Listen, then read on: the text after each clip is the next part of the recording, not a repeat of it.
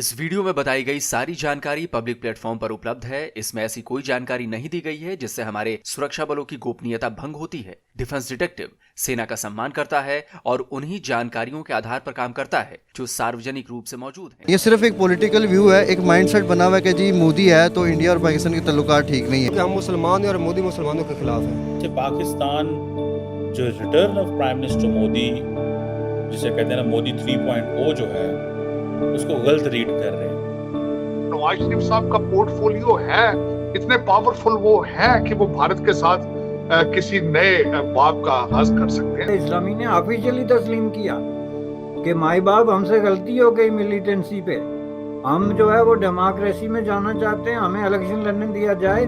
और इस हिस्ट्री में अगर लिखा जाएगा ना स्ट्रॉन्ग और पावरफुल वजीर आजम, तो प्राइम मिनिस्टर नरेंद्र मोदी साहब का नाम लिखा जाएगा। ठीक है। वो पाकिस्तान में खलबली मची हुई है, पब्लिक पागल हो रही है और नेता बेचैन हो रहे हैं। और इस खलबली और बेचैनी की वजह है भारत की जनता, भारत का चुनाव और पीएम मोदी।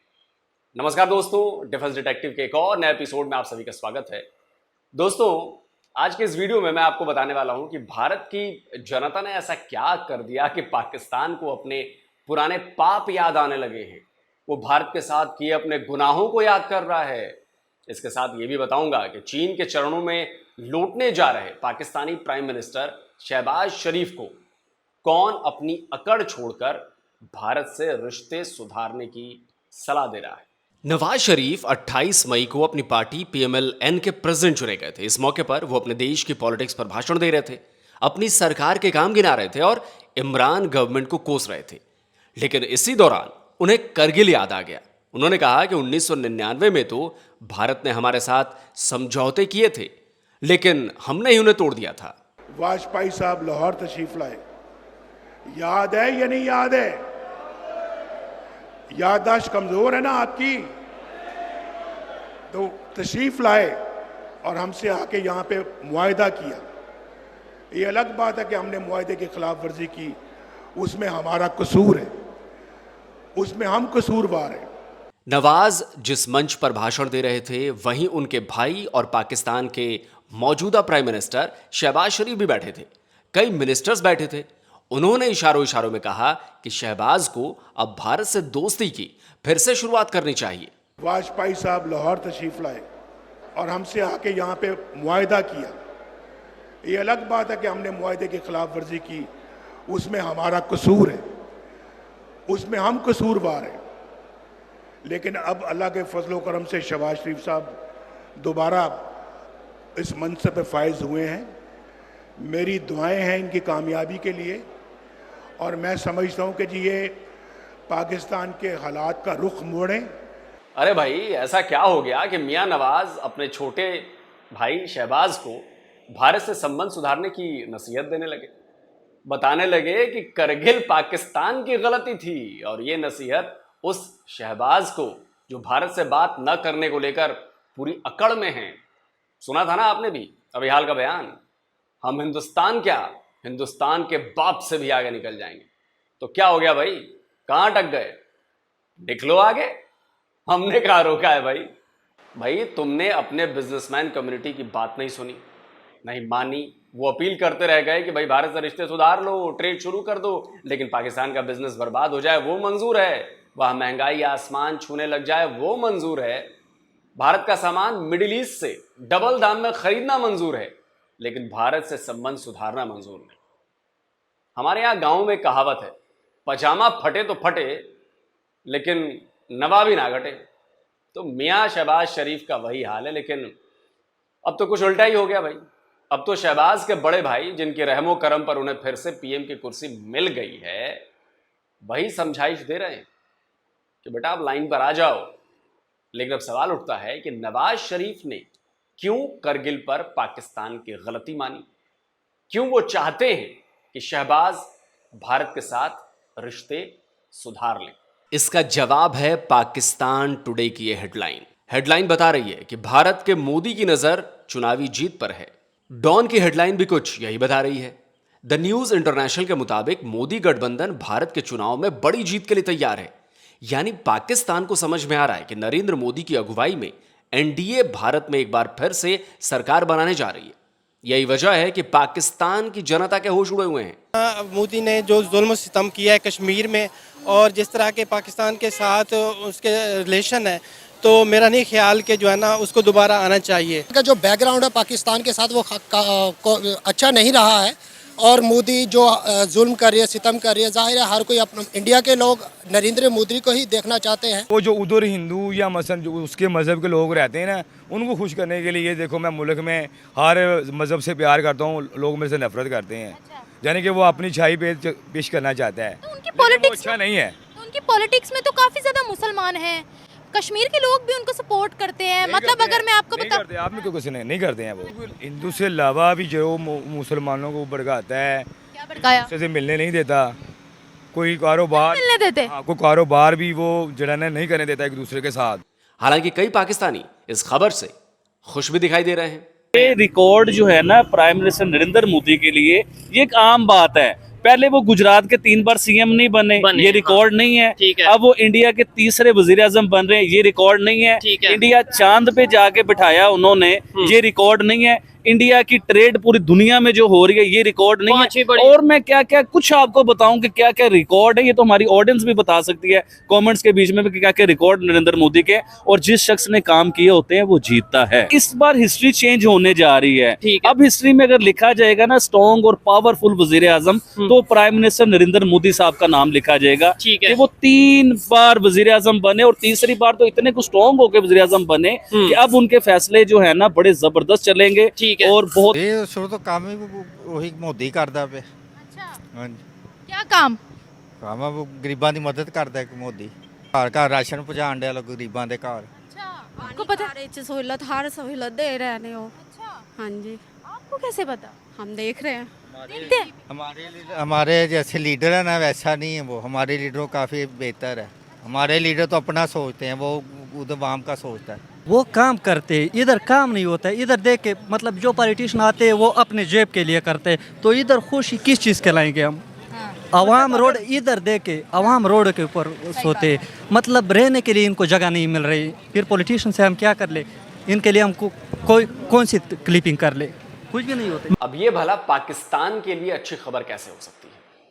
पीएम नरेंद्र मोदी की गवर्नमेंट ने पाकिस्तान के आतंकवाद का जवाब सर्जिकल स्ट्राइक और एयर स्ट्राइक से दिया है। कश्मीर से धारा 370 हटाई है, अलगाववादियों और पाकिस्तान परस्त गुटों की फंडिंग बंद की है, उनकी सिक्योरिटी हटाई है।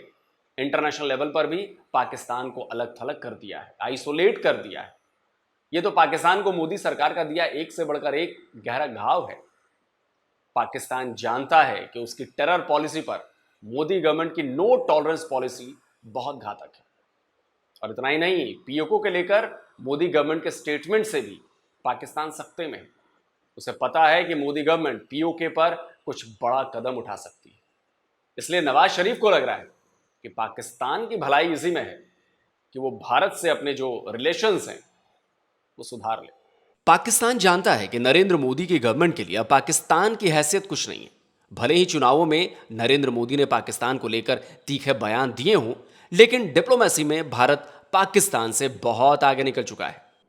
नरेंद्र मोदी ने बड़े ओपनली, बड़े क्लियरली जिन चीज़ों का जिक्र किया वो ये है दैट पाकिस्तान जो है इंडिया के लिए मैटर नहीं करता। नरेंद्र मोदी कहता है कि इनकी ये बॉम्ब लेके चले थे, अब इनके हाथ में जो है ना वो कटोरा आ गया। अब इसे ही देखिए, शहबाज शरीफ कल चीन के दौरे पर जा रहे हैं। 4 दिन वो चीन में रहेंगे।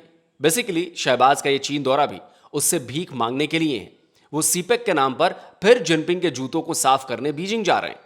सुनने में बहुत बुरा लगता है, लेकिन वो सच्चाई है जिसे पूरी दुनिया जानती है। अल जजीरा की इस खबर को देखिए, उसमें भी यही सवाल पूछा जा रहा है कि शहबाज शरीफ की बीजिंग यात्रा क्या चीन पाकिस्तान इकोनॉमिक कॉरिडोर में फिर से जान डाल पाएगी? और पाकिस्तान ने अपनी ये दुर्दशा केवल और केवल भारत को नीचा दिखाने, उसे तोड़ने, उसे अशांत करने की कोशिशों में पड़कर बनाई है।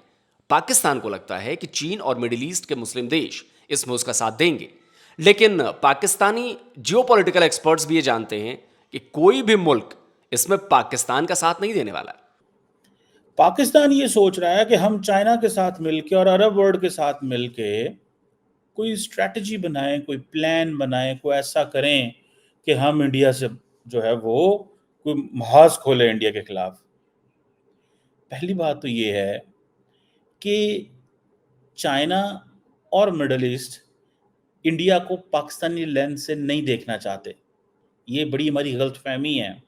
हमें इंडिया को मजबूर करना होगा, ऐसे हालात पैदा करने होंगे कि इंडिया हमें हमारे लेंस से देखे, और वो एक ही लेंस है कि हम तरक्की करें, मेहनत करें, कारोबार करें। I spoke to someone very serious senior person who was not a Pakistani. उन्होंने कहा भाई इंडिया नहीं भी ना बात करना चाहता, आप फिर भी बात करें, आप फिर भी इंगेज करें, क्योंकि आपको जरूरत है, उनको तो जरूरत ही नहीं है। चाइना के लिए तो वो $97 बिलियन का फॉरेन एक्सचेंज लेके आते हैं यार। वो 97 अरब डॉलर, 100 अरब डॉलर भेजते हैं इंडियन चीनियों को। आप क्या बेचते हैं उन्हें? डेड बॉडीज, और फिर डेड बॉडीज के अगेंस्ट $2.5 मिलियन, मतलब उन बॉडी बैग्स का पैकेज। ये थोड़े ही कर रहे हैं आप। देखिए, इसकी एक बहुत बड़ी वजह भी है। भारत में ना केवल एक स्थिर और मजबूत सरकार है, बल्कि वो 5th लार्जेस्ट इकोनॉमी भी है। भारत के पास ना केवल प्रोडक्शन पावर है, बल्कि कंज्यूमर पावर भी है। भारत दुनिया का बहुत बड़ा बाजार है। तो भाई कौन सा देश पाकिस्तान जैसे कंगले की वजह से भारत से दुश्मनी मोल लेना चाहेगा? अब भारत की फास्ट ग्रोइंग इकोनॉमी के बारे में पाकिस्तान के अखबार द न्यूज इंटरनेशनल की इस खबर को ही देख लीजिए। अभी पीएम मोदी के तीसरी बार प्राइम मिनिस्टर बनने का फाइनल रिजल्ट भी नहीं आया है, और भारत की इकोनॉमी 8.2% की रेट से बढ़ने के डेटा आने लगे हैं। तो पाकिस्तान को डर लग रहा है। अब पीओके और गिलगित बाल्टिस्तान में भी बगावत शुरू हो चुकी है। बलूचिस्तान में तो पहले से ही आग लगी हुई है, क्योंस पूरा मचा हुआ है। तो पाकिस्तान को लग रहा है कि ऐसे में अगर भारत से बातचीत शुरू ना हुई तो उसकी दिक्कत और ज़्यादा बढ़ने वाली है, या बढ़ सकती है। लेकिन पाकिस्तान के साथ दिक्कत तो पहले से ही है। पहली तो वो अकड़ में है कि बातचीत वो शुरू नहीं करेगा। दूसरी ये कि भारत जब तक कश्मीर से 370 और 35 से हटाने का अपना फैसला वापस नहीं लेता, तब तक बात नहीं होगी। तो पाकिस्तान वालों, ये सपने देखना छोड़ दो। 370 और 35 से इतिहास बन चुका है। अब तुम बात करो या ना करो, यह इतिहास पलटने वाला नहीं है।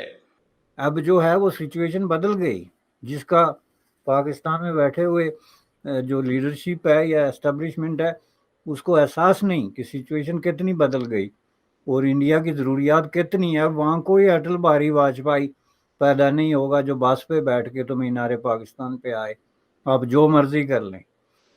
अब ऐसा नहीं होगा। अब बसों पे और छकड़ों पे आपको बैठना पड़ेगा, और आप उसको पहले से एक शर्त दे रहे हैं कि 370 हटाओ। भाई वहाँ आपका जो है वो सबसे बड़ा जो टूल था, जो इस्लामिक फंडामेंटलिस्ट फोर्सेस, उन्होंने हाथ खड़े कर दिए कि हमें नहीं चाहिए जी 370, कुछ नहीं, हमें आप इलेक्शन में जाने दें, हम इलेक्शन लड़ेंगे इस मुल्क में, हम जनाब बिल्कुल अच्छे बच्चों की तरह रहेंगे। अब ये बात शहबाज शरीफ के भेजे में आ रही है नहीं, लेकिन उनके बड़े भाई नवाज तो इसे समझ चुके हैं। वो ये बात जान रहे हैं कि पाकिस्तान की इकोनॉमिकल स्टेबिलिटी तभी मुमकिन है जब भारत से उसके संबंध ठीक होंगे। महंगाई तभी घटेगी जब भारत और पाकिस्तान के बीच ट्रेड शुरू होगी। अब इसमें एक और बात समझने की है, वो ये कि नवाज शरीफ ने करगिल की जिस गलती को कबूल किया है, क्या उन्हें इस बात का इल्म नहीं है कि अगर उनकी सरकार भारत से अपने रिलेशंस सुधारने की पहल करेगी तो उनकी आर्मी फिर उसमें दखल नहीं देगी? क्योंकि ये तो जो सच है वो पूरी दुनिया जानती है। पाकिस्तान की आर्मी ना केवल उसके इंटरनल मैटर्स पर कंट्रोल रखती है, बल्कि फॉरेन रिलेशंस में भी उसका पूरा दखल है। और ख़ासतौर पर कश्मीर और भारत को लेकर तो वो सरकार को अपनी मर्जी से कोई भी फैसला नहीं लेने देगी। और अगर शहबाज ऐसा कोई कदम उठाएंगे तो army chief general Asim Munir उनका भी वही हाल करेगा जो परवेज़ मुशर्रफ ने उनके बड़े भाई नवाज का किया था। खैर, पाकिस्तान के इस कबूतर खाने की किचकिच से भारत को कोई फर्क तब तक नहीं पड़ता जब तक उसका असर भारत पर न पड़े। भारत ने अपना फैसला सुना दिया है। आर्थिक, सामाजिक और सामरिक रूप से तेजी से आगे बढ़ते भारत के कदम अब रुकने वाले नहीं हैं, थमने वाले नहीं हैं, और पाकिस्तान उसके लिए नगण्य हो चुका है। तो दोस्तों, आज का आपको ये वीडियो कैसा लगा कमेंट करके जरूर बताइए, और इस वीडियो को ज़्यादा से ज़्यादा लाइक कीजिए, ज़्यादा से ज़्यादा शेयर कीजिए, ताकि आने वाले जो दिन हैं वो अच्छे दिन हों और लोगों तक सच्चाई और ऑथेंटिक खबर पहुंचे सबूतों के साथ। जल्द मिलता हूं एक और नए वीडियो के साथ। और हाँ, जिन लोगों ने अभी तक हमारे चैनल डिफेंस डिटेक्टिव को सब्सक्राइब नहीं किया है, तो भाई आपसे गुजारिश है चैनल को सब्सक्राइब करिए, साथ में बेल आइकन जरूर दबाइए, जिससे हमारे द्वारा अपलोड किए गए हर वीडियो की जानकारी आप तक फौरन पहुंच जाए। जल्दी मिलता हूं एक और नए वीडियो के साथ। नमस्कार, जय हिंद।